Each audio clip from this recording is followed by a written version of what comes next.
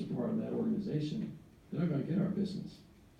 So you can deal with that economic power in a different way, as far as who are your suppliers, who are your contractors, what are they associated with, are they diverse organizations, what do their relations look like. So when I was in high tech, worked for a company called Seagate Technology. Anybody heard of Seagate Technology? What do they do? Oh, me? Oh, I just had like a flash drive or... Flash drive, yeah. Hard drive. Storage company. So in 1999, the CEO asked me to start our first diversity inclusion department. His name was Steve Lusso. Steve was a Stanford graduate. Steve, I said, here's what you got to do first. You got to diversify your board of directors. It's all white boys, with all due respect. I said, once you diversify the board, come back and talk to me. We'll talk about starting a department. Because we're not just going to have one, they have one. So 6 months later, at Seagate Technology in the year 2000, we had 3 women on the board, 1 person of color, Hispanic, and African American males. And a Democrat called Bill Bradley, who used to play basketball, on board of directors. So Steve did his thing, and we started to function. Okay. But it actually had to start top down, not bottom up. Because we need to reflect how society looked, and his board didn't look like that. Okay, so again, when you're in the organization, it takes what? Great courage. What was the second variable? Intellect. To challenge these systems. You have that right now. I just hope that you continue to have great courage as well. Okay. So another question from the video. Let's see. Dre, how am I doing? Okay. Because you're my boss, right? I'm not your boss. You're my boss. Let's see.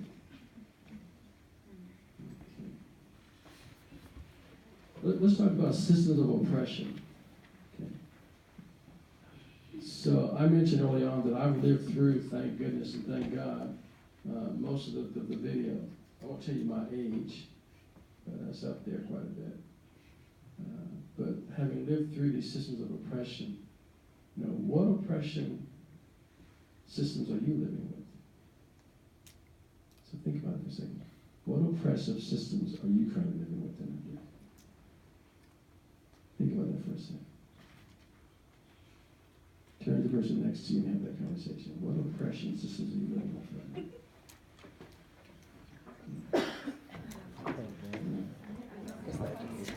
Like if you look at classes there's like 3 minorities and some. Out of like how many? I don't like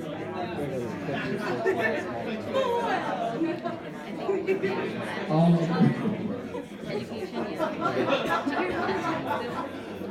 Being introduced to I think the Senate just passed basically would be graduate students, so like PhD students. So they get that stipend so that they can do this research so they don't have to work. But there's no tax bill, and this tax bill, they basically will get taxed for that stipend. So they'll have to essentially pay as if they were working like an actual job. Yeah. So that's kind of, I mean, like, I see that sort of as an attempt like, that leads to more sources in education. Because if you look at it, like, who would you be affected if you raised taxes? It's kind of strange to see like how just like minorities are very super underrepresented in PhD and masters. It changes how you're going to go to another vertical. I mean, like, that's just the way We're really not that different. Even in our processes or anything, I just in socioeconomics. it's crazy how much in his terms, like, he doesn't do anything Yeah. Everyone has the same opinion there. He's actually I get nervous for some reason. It's weird. Yeah. like away. And then I was thinking about like how we're also. I feel pressed also by like my gender, being a woman, especially a woman in science. Yeah. Like that hashtag Me Too. Like I never posted it on like my social media, but like yeah, like it definitely counted with me, it's literally like the only instances where I have been kind of harassed has been like in school, like in college, like in chemistry, you know. And so like what's chemistry like predominantly white men, you know, like, and so that's another area where I feel harassed.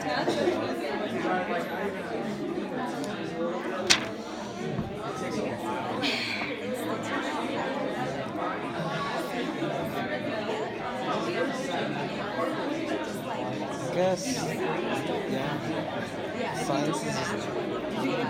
No, thank you. Thank you. I'm like, what's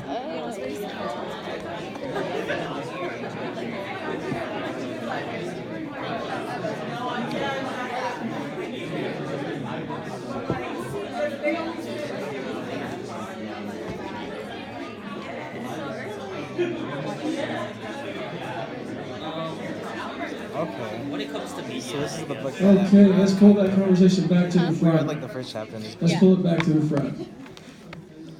So this generation, are you dealing with oppression, this generation? Talk to me, what kind? Speak up. Hello, my name is Abhi. Okay, so for me, I guess I'm a woman, African American, and African because I'm born in Africa, and so many other things. I guess I think the sad part is like I know there's like oppression and all this systemic oppression. The thing is like I sometimes worry if my actions are how do you say this? If my actions are actually like helping the prejudice, the stereotypes, and everything. So like, I don't want to do something because I'm like, oh, the angry black lady, or the stupid, I don't know. So I'm just like, don't do this, don't do that. So it's just so sad and just discouraging. Give her some love, you guys. You're causing that chasm. Am I helping, am I hurting the cause, right? In terms of how I'm dealing with the oppression. How about others? What oppression are you dealing with? Others in that? Yes, please. So, recently, I don't know if you guys have heard, and I only know about this because, like, I'm applying to, like, master's and PhD programs, but that bill that's being introduced by, like, the GOP that basically would, like, make students pay on their stipends or pay taxes on behalf of their stipends. So, like, I feel that oppression because, like, I'm low SES, like, I'm not rich, you know, and so we already have, like, so much underrepresentation in PhDs and master's programs. So, like, who are you really affecting when you're making people pay more money? You know, like, you're not affecting the elite. You're not affecting, like, you know, like, it's enforcing white supremacy in academia, and that's how I feel oppressed. Thank you so much. Yes, go ahead. Hi, my name is Victoria again. Hi there.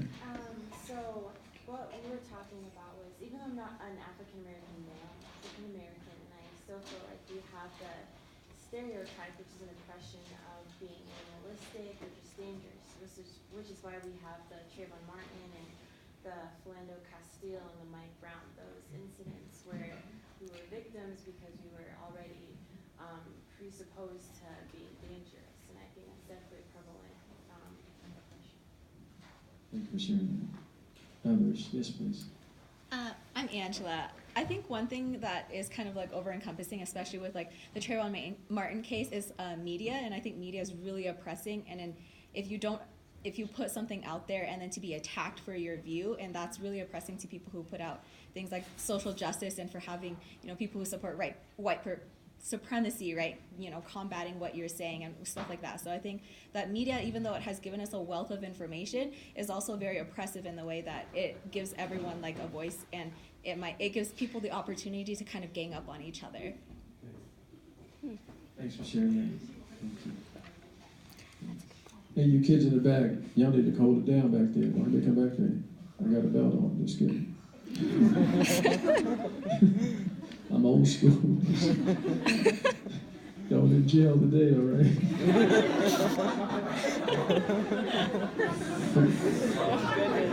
Forget 911, you be right in. I'll be incarcerated. Why? Because I beat my kid. Somebody else's kid. That would be me. You're winding down everybody. So, let's see. So last question, next to last question. What are some of the downstream effects of mass incarceration from a healthcare perspective?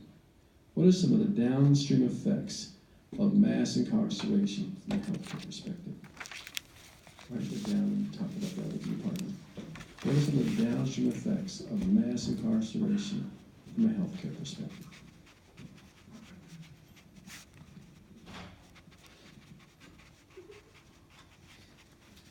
Think broad. This is a big thing. Think broad.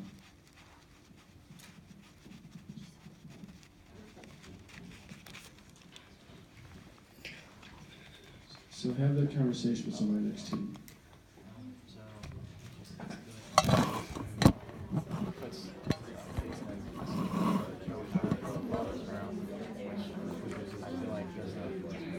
At least everything I've looked at, it really affects like when this isn't around.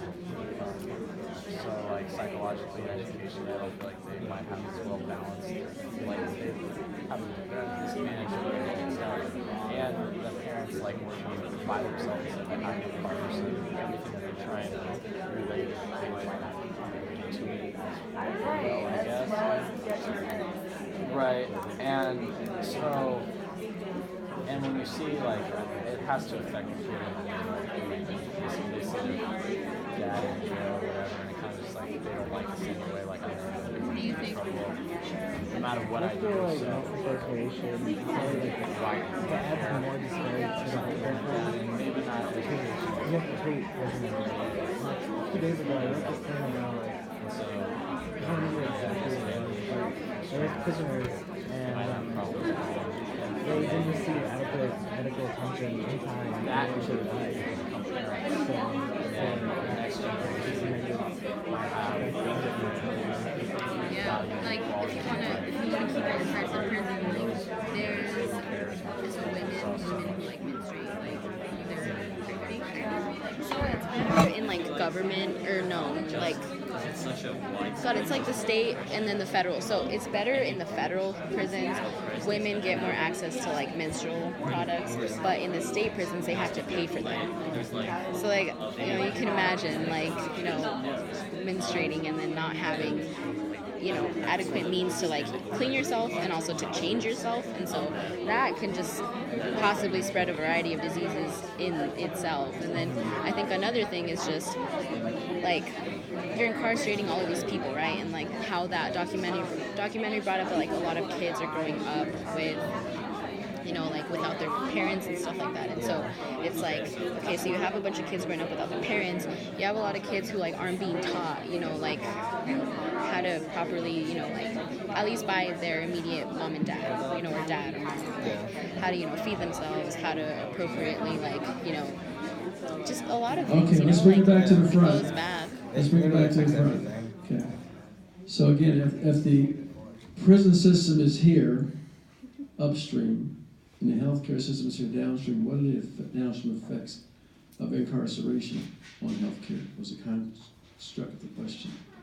So, a couple of responses. I need to close in about a few minutes to give you some more time to get your change. So, what are some downstream effects of mass incarceration? Right here. Hi, my name's Dan. Hey, Dan.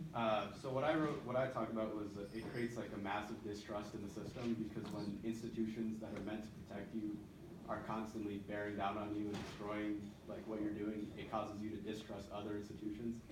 So when the federal government's supposed to protect you and they're bearing down on you, you're not going to go to the doctor to get the help that you need. And more specifically, like when a large population is in prison, they're not getting the health care that they need, and that's ruining the health of the community. And it's splitting up families and creating massive psychological disorders throughout the communities that are affected.